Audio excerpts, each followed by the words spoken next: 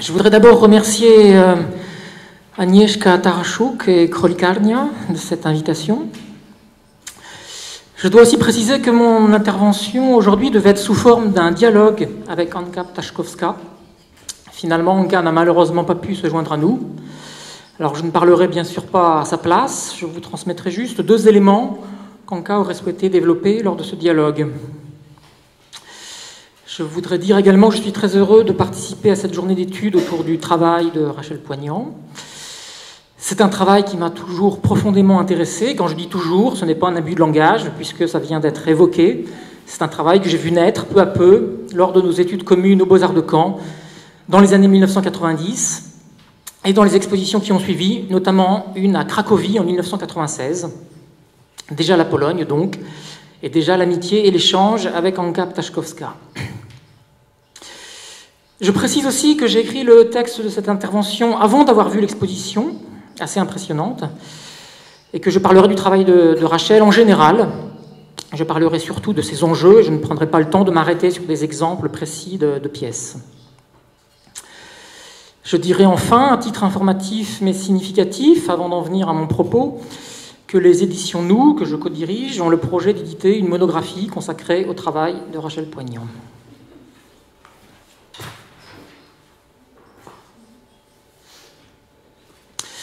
Mon intervention s'intitule « Travaux d'approche ». Travaux d'approche, deux raisons pour ce titre, repris de Michel Butor. Je pense d'ailleurs que c'est un titre qui doit être assez difficile à traduire. Je ne sais pas comment on dit en polonais, mais ça me paraît compliqué. Il désigne d'un même geste une tentative pour me rapporter au travail de Rachel. Travaux d'approche, c'est-à-dire non pas une idée développée et précisée, mais une pluralité de propositions pour tenter de cerner, d'approcher donc un territoire d'œuvre lui-même assez multiple. Mais le titre veut également nommer le travail de Rachel lui-même, avec l'intuition que son parcours et les objets qui en résultent ne sont pas l'expression d'une affirmation stylistique, ni théorique, ni même celle d'un médium, mais bien plutôt la résultante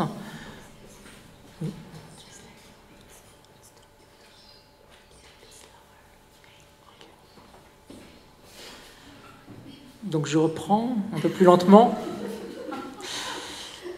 Mais le titre veut également nommer le travail de Rachel lui-même, avec l'intuition que son parcours et les objets qui en résultent ne sont pas l'expression d'une affirmation stylistique, ni théorique, ni même celle d'un médium, mais bien plutôt la résultante d'un réseau de gestes, d'une attention à ce qui arrive et d'une tension vers ce qui n'est pas encore là et vers quoi il faut tendre.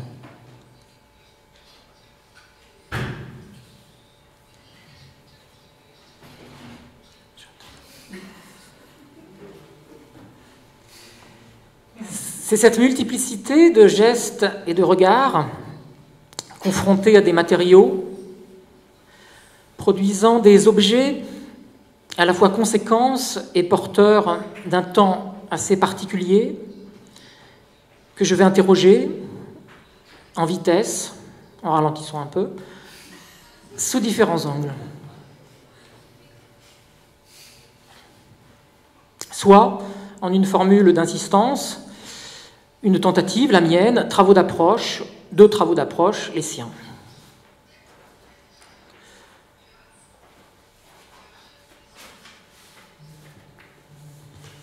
Nous avions décidé avec Anka de partir de l'énoncé général sous lequel s'inscrit l'exposition de Rachel, l'imagination au pouvoir.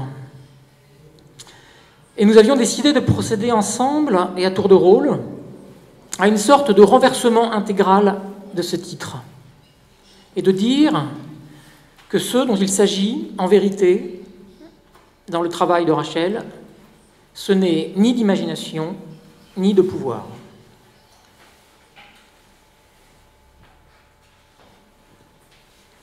Anka avait proposé une répartition dans laquelle elle aurait pris en charge la question de l'imagination et de sa critique radicale, et moi la question du pouvoir et du refus ou de la distance à cette question du pouvoir, dans lesquelles se place, selon nous, le travail de Rachel.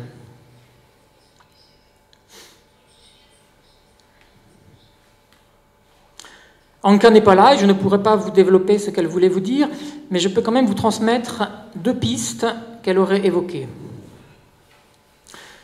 D'une part, une lecture du livre de Georges Bataille sur Manet, où celui-ci voit dans ce qu'on pourrait nommer le décapage littéraliste une sévère critique en acte de l'imagination. Critique qu'on trouverait finalement à l'œuvre, me disait Anka, dans l'art moderne en général. D'autre part, Anka aurait parlé du lien entre imagination et illusion. C'est une piste que je trouve très excitante, mais je ne sais pas exactement ce qu'Anka aurait développé à ce propos.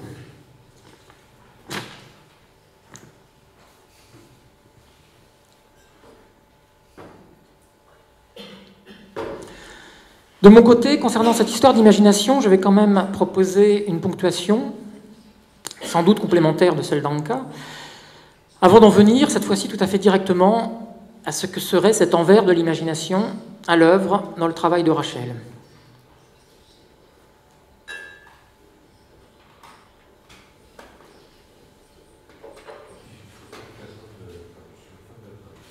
Je ne sais pas comment disait de parler plus lentement, non ?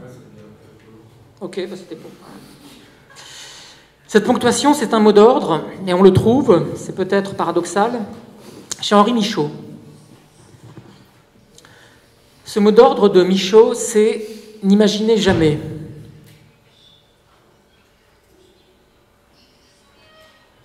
J'y pense souvent et j'y ai pensé notamment fortement au moment de la polémique entre Gérard Wageman et Georges Didier Huberman au début des années 2000 sur la question des images d'Auschwitz.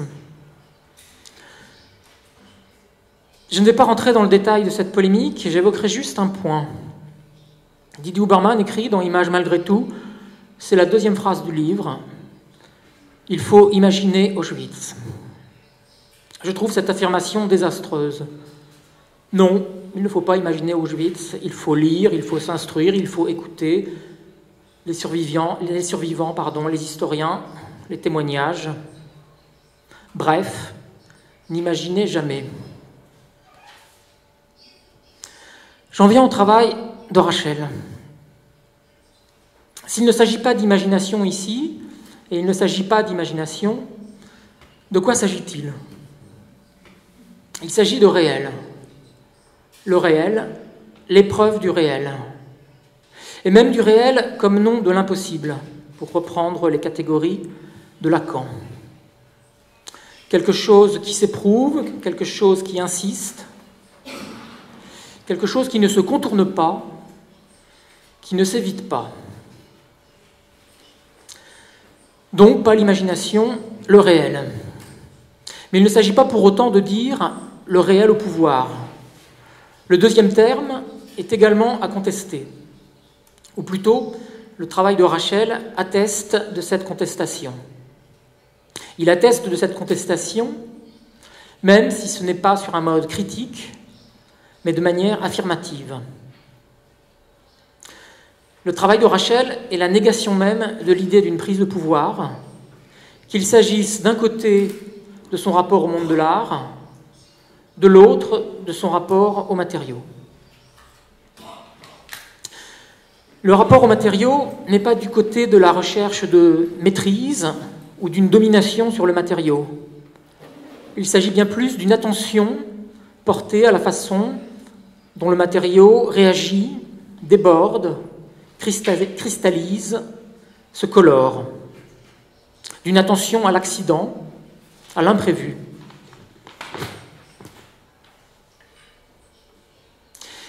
Il s'agit d'une sorte d'attention à ce qui arrive, d'attention généralisée, ou bien, pour reprendre une expression proposée par des jeunes gens pour définir ce qu'ils appellent un nouveau communisme, une discipline de l'attention. Cette discipline de l'attention nomme bien, je trouve, l'attitude de Rachel. Quant à la distance au monde de l'art, Peut-être est-ce tout simplement que Rachel n'a pas le temps de se préoccuper de cela. Rachel est au service de son activité, elle est toute à son faire, à ce qui compte vraiment pour elle. En cela, je dirais volontiers que son travail atteste véritablement d'une éthique. Éthique, au sens que lui donne Wittgenstein dans sa conférence sur l'éthique, dans laquelle il définit celle-ci de la manière suivante. L'éthique est l'investigation de ce qui compte réellement.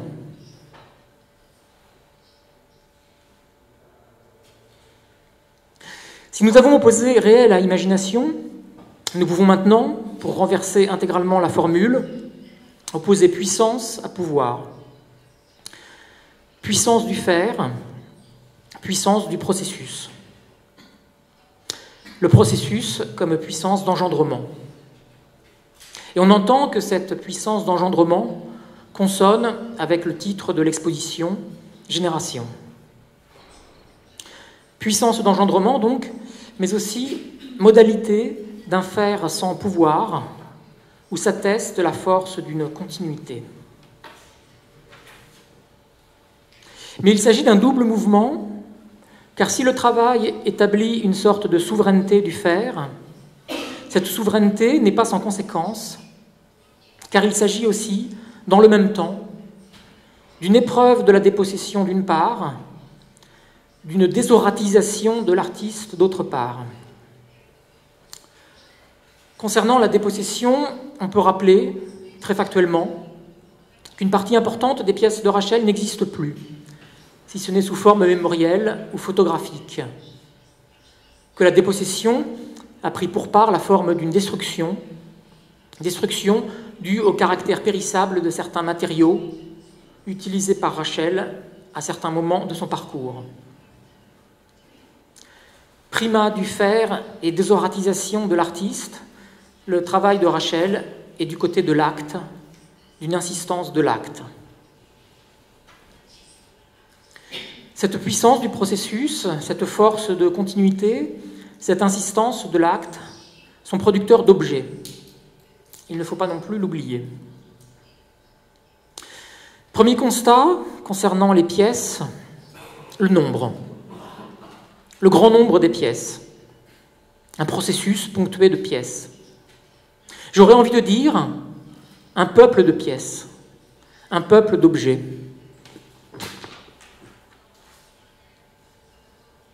La première salle de l'exposition en atteste de façon assez saisissante, je trouve, à la fois dans une sorte de prolifération et en même temps dans quelque chose de très homogène. Un peuple ou, autre mot pour nommer le nombre, une collection. Jean-François a déjà utilisé le terme. Une collection d'objets, une collection de pièces, avec, et on retrouve l'idée d'approche, cette caractéristique de la collection mise en lumière par Gérard Wageman dans un remarquable petit livre intitulé « Collection », qui est que l'objet le plus important de la collection, pour celui qui le cherche, est l'objet qui manque, le prochain. L'incomplétude est la caractéristique première de la collection. L'objet produit, la nouvelle pièce, importe bien sûr comme présence matérielle, tangible et distincte des pièces qui précèdent, mais également comme porteuse d'un autre possible qu'elle n'exprime pas elle-même.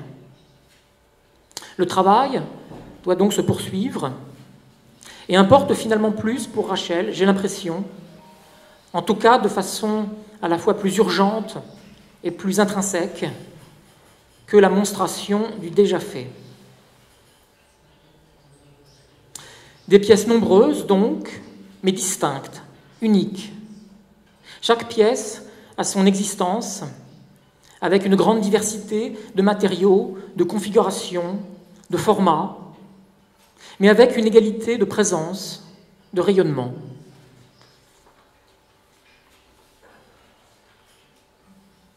Je dirais également qu'il y a des proximités entre pièces d'un même moment, mais pas vraiment de série en un sens strict.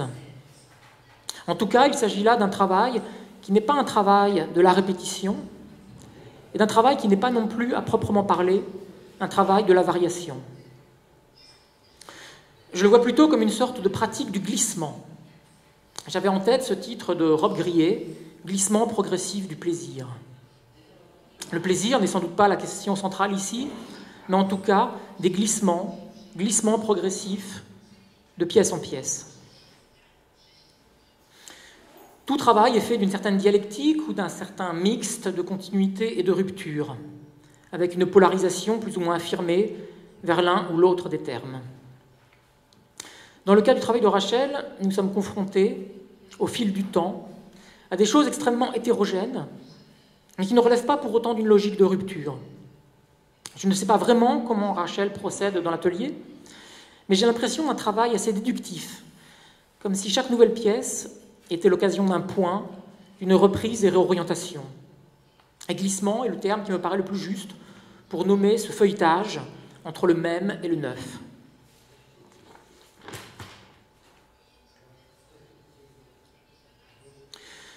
Depuis le début de mon intervention, vous aurez peut-être remarqué que je dis pièce, objet, je ne dis pas sculpture. Au-delà du constat trivial de la tridimensionnalité, je ne suis pas sûr que sculpture soit le terme le plus adapté pour nommer la pratique de Rachel. Ce n'est en tout cas pas une évidence pour moi. Et je ne dis pas cela comme une provocation dans un musée de la sculpture. L'idée n'est pas de dire, pour autant, qu'il s'agirait plus ici d'installation ou de peinture ou de je ne sais quelle dénomination, mais plutôt qu'il s'agit peut-être ici de quelque chose qui résiste au classificatoire, à la nomination tranchée, qu'il s'agit d'une indécision de la nomination. Cette indécision de la nomination du travail dans son ensemble, de l'œuvre rapportée à un champ ou un genre, contraste avec la grande précision matérielle avec laquelle est titrée chaque pièce rapportée à son matériau constituant et à ses dimensions. Je renvoie à la nomenclature détaillée qui se trouve à la fin du petit catalogue. Face aux pièces de Rachel, constatant cette indécision, j'ai songé à un autre titre, « Défaire le genre », qui est le titre d'un livre de Judith Butler. Mais genre ne se rapportant pas, évidemment, ici aux gender studies, mais plutôt à une certaine manière venue du romantisme allemand, celui de Jena, des frères Schlegel, de Novalis, une certaine manière, donc, d'inquiéter les limites entre genres, de perturber la raison classificatoire. Alors, si on tenait vraiment à nommer les choses, je proposerais de parler d'objets spécifiques, en reprenant l'expression de Donald Judd, l'artiste minimal américain, dans un tout autre contexte et pour désigner une toute autre réalité.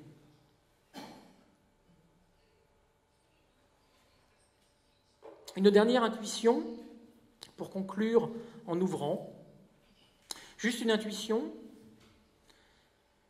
donc quelque chose que je ne serais pas en état de démontrer aujourd'hui, une intuition qui, je crois, n'est pas sans proximité avec le texte d'Agnieszka Taraszuk, inclus dans ce petit catalogue. Elle nous dira peut-être si cela résonne pour elle. L'intuition est donc la suivante. Le travail de Rachel, du côté du geste, chaque pièce est une cristallisation de gestes, et instituant une durée propre, une concentration de temps, me semble se présenter dans une plus grande proximité à l'anthropologie qu'à l'histoire de l'art. Voilà, merci de votre... Oui, quand tu parlais de glissement, effectivement, c'est des mots que j'emploie d'ailleurs dans l'entretien de 98 du catalogue, du petit catalogue, avec Anka, effectivement. Et je pensais à cette notion de fluidité, et je crois qu'il y avait quelque chose que je voulais toucher en sculpture, c'était de fixer du mouvement, je pense. Alors, je ne sais pas si c'est clair. Et le fait de travailler avec des matériaux liquides qui deviennent solides, et ce passage-là illustre bien cette idée de fixer des mouvements, fixer des moments, mais de manière physique, concrète dans l'espace. Voilà, c'est juste ce que je voulais dire. J'évoquais ça aussi concernant comment tu passes d'une chose à une autre. Oui. Ouais. Alors là, en fait, sur ce travail, qui est quand même... il faut que je reprécise quand même que toutes les pièces jaunes et oranges, enfin on va dire, et encore il n'y a que la moitié qui est présent. Hein. Je sais pas, il y en a beaucoup qui ont été perdus, d'autres qui ont été transformés aussi, qui ont disparu dans d'autres pièces.